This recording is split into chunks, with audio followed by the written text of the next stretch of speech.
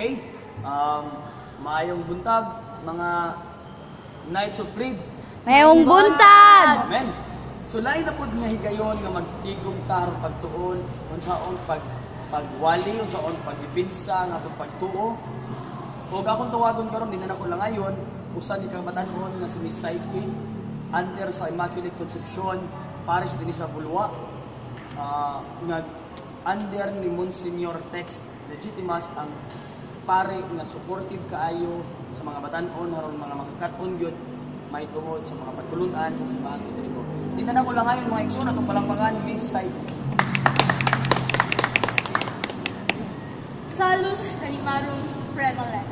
The salvation of souls is a supreme law. Kung sa Bisaya pa mga igsoon, ang kaluwasan sa kalag mao ang kinatas-ang balaod. Mayong buntag kanatong tanan, kini ang inyong ubos nga alagad, Sister Psyche Anyosa. Ug ang atong tema karon mga igsoon mao ang The Value of True Church Using the Art of Questioning by Brother June Calonia. Mga igsoon, kung adunay true church, therefore ana ako'y piki.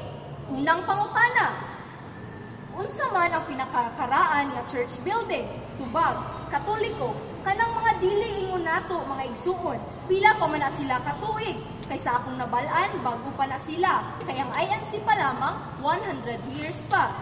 Kabalo ba mo mga igsuon nga adunay 44,000 kalain-lain nga mga denominasyon nga gaangkon nga sila mao ang tinuod o nagahiusa sa pagprotesta sa usa ka tinuod nga simbahan? Ikaduhang pangutana mga igsuon, naabay mabasa sa Biblia nga ang Ginoo nagtukod og simbahan? Tubag, naa, kini mabasa sa San Mateo 16:18. Sa dugang kahibalo mga igsuon, adunay living church ug non-living church. Ang living church mao kitang mga tao ug ang non-living church mao ang simbahan o ang church building. Sa ato pa, kini silang duha connected ug dili pwede nga magbulag. Kung ang karaan nga church building mao ang Katoliko, therefore ang mga tao sa unang panahon Katoliko. Ikatulong pangutana mga igsuon, importante ba ang simbahan nga gitukod ni Kristo? Tubag, oo, kay kung dili pa importante, nganong nagtukod man ang Ginoo? Utak ba, di ba? So ikaupat na pangutana mga igsuon, unsa man ang papel sa simbahan? Tubag, ang simbahan mao ang magsasangyaw, kini mabasa sa San Mateo 28:19. Ikalimang pangutana mga igsuon, unsa may relasyon sa simbahan ug ni Kristo? Tubag, si Kristo mao ang ulo sa simbahan ug ang simbahan mao ang lawas ni Kristo.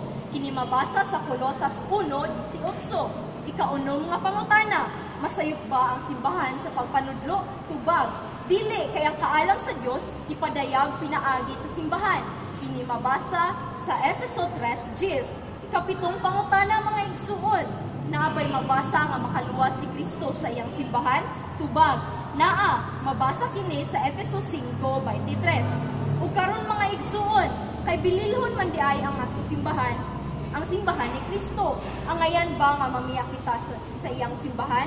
Tubag, dili gayud kay ang Biblia nag-ingon ang mamiya mao ang kaaway sa Dios. Kini mabasa sa 1 John chapter 2 verse 18-19. Unya mga igsuon, mamiya pa ba kamo sa Katoliko? May natong palangpangan sa society. So, napagyudagan mga batan-on nga atong matrain dinhi sa Immaculate Conception Parish under ni Monsignor Tex. Hopefully after ni society na napudlain na pud na utindog din sa tubangan, but as of now di nila sa tataman paulay sa ta maayong buntag kanatong tanan.